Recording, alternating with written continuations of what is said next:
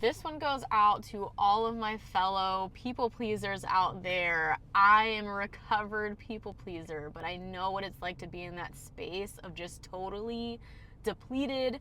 You're pouring from an empty cup. You're always saying yes. You're really attached to that like story of like, oh, I'm the one that always has to be available, but wrong, you don't. And in today's video, we're going to teach you how to stop people pleasing. Absolutely. Becoming selfish was the best thing that both of us ever did in our entire lives.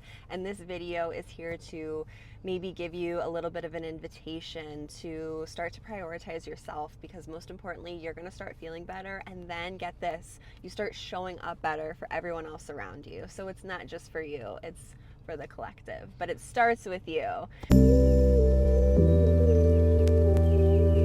So if you're new here, my name is B. And I'm Jessie. And we help women heal from the inside out through energy work, breath work, and conscious coaching. We go deep into subconscious rewiring. If that sounds interesting and fun to you, hit that subscribe button below. Yeah, so I guess background is like a great start, like you said. Like, absolutely. You're not necessarily born with this people-pleasing tendency. It's something that's modeled to you from a young age, and you carry it into your adult life. So for me, that was my mom.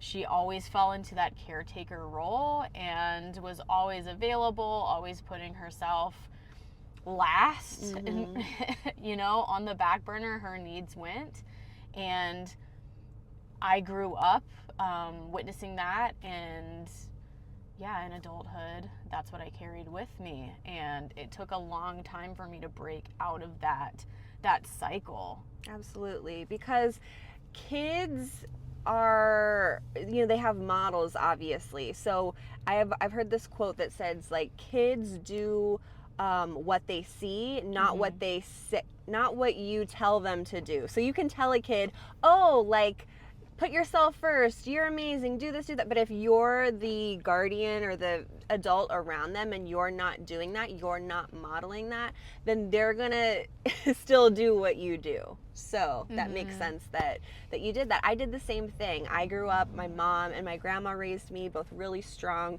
powerful, independent women. However, they were also people pleasers. They put everyone else before themselves. Like my grandma, anyone would call her up, hey, I need this, hey, I need that, I need your car, I need a room to stay. Like, yes.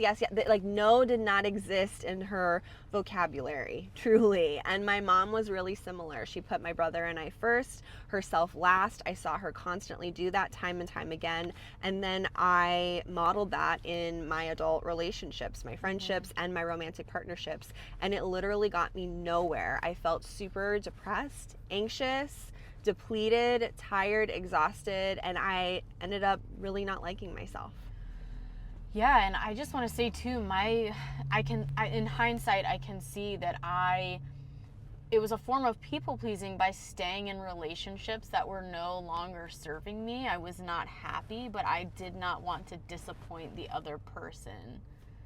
Wow. So you get caught in this cycle of, yeah, it can really affect like your romantic relationships, friendships. I would hold on to friendships that I had totally outgrown, but I don't want to upset anybody. I don't want to step on anybody's toes. But I will tell you, when you start choosing yourself and you start prioritizing your needs and your wants, and you start using no, you start adding that into your vocab, people are going to naturally fall away. So that is something that you have to be prepared for, because these people that are in your life maybe aren't going to like this new you. They're going to be like, wait, where's the Jessie with no boundaries?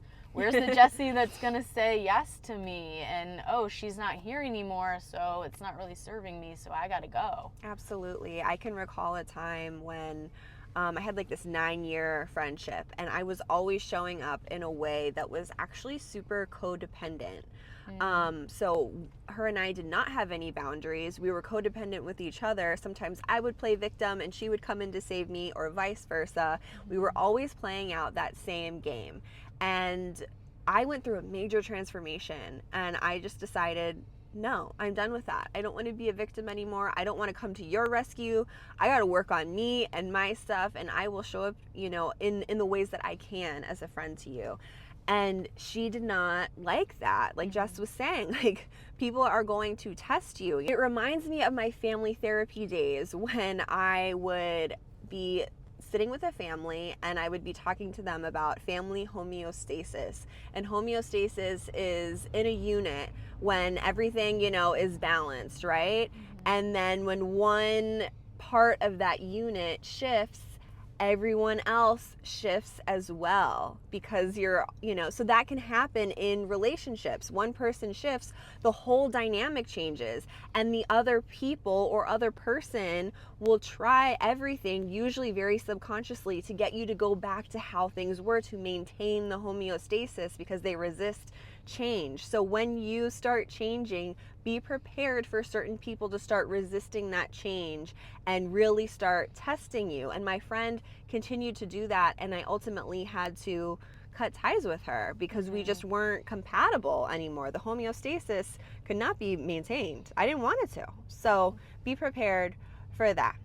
And another point that I wanted to make is like boundaries. All of this really is boundaries, setting boundaries with people.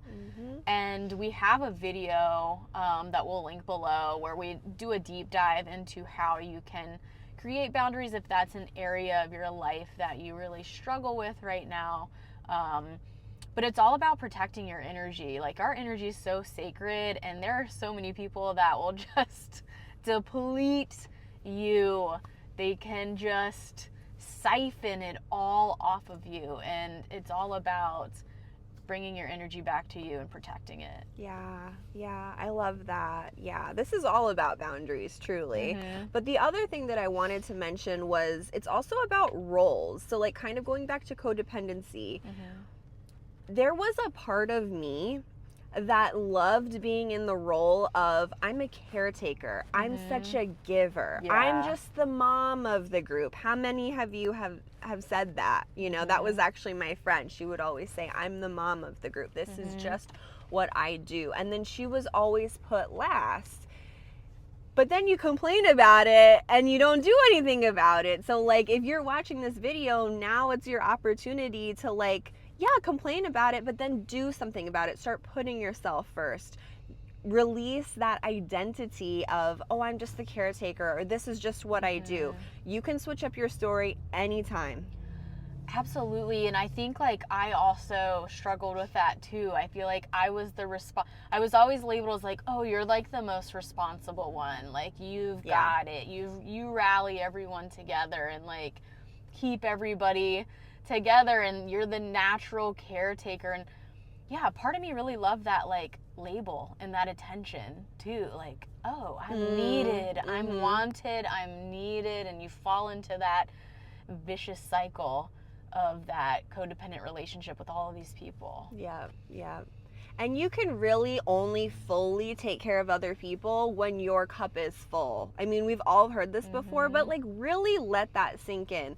How are you showing up when you're really super depleted, but you're saying yes to your friend anyway because she really needs you right now? And if she doesn't get you, then, like, oh my God, the world's gonna fall apart. Like, come on, are you really showing up as your best self? I don't think so. And she doesn't deserve that. You don't deserve that. You deserve to give to yourself, so then you can show up for her when you're feeling better, when your cup is full. Right, because if you're at 10%, then you're just going to show up with that final 10%, and then you're at 0 after that.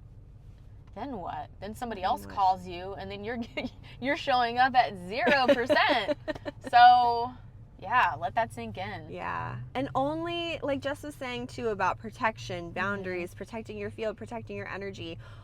Your discernment, once you start saying no and you start noticing your energy around certain people, like, you'll notice how, like, especially after, this is a really good experiment to try. Hang out with someone, whoever, your group of friends, see how you feel afterwards. If you're feeling energized, peaceful, light, that's great. That means that they're adding too. If you're feeling so drained, exhausted, depleted, like an emotional hangover, that's really good information. And once you start practicing all of this and saying no, you're going to get such a better level of discernment. You're going to be able to weed people out so freaking quick. Oh my gosh, yeah. Like, I think about the time after my people-pleasing phase and I moved into my like super selfish phase where I was just like, it's me, me.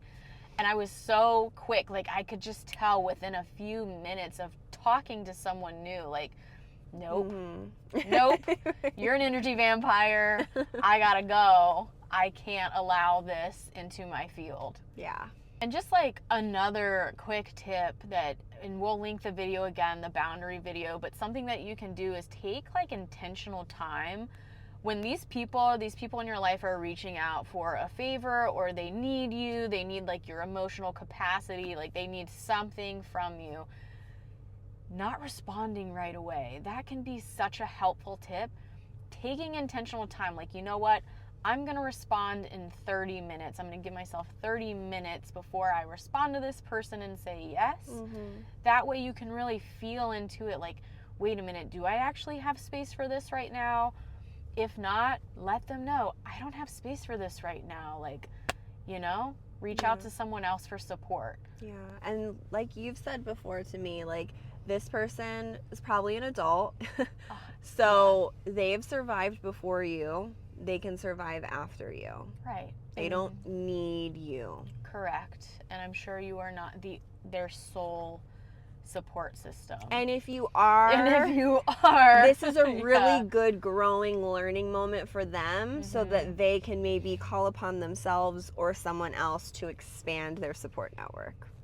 If you liked this video, hit the like button, go ahead and subscribe. We love you so much. Take what you need, leave the rest, and go love yourself.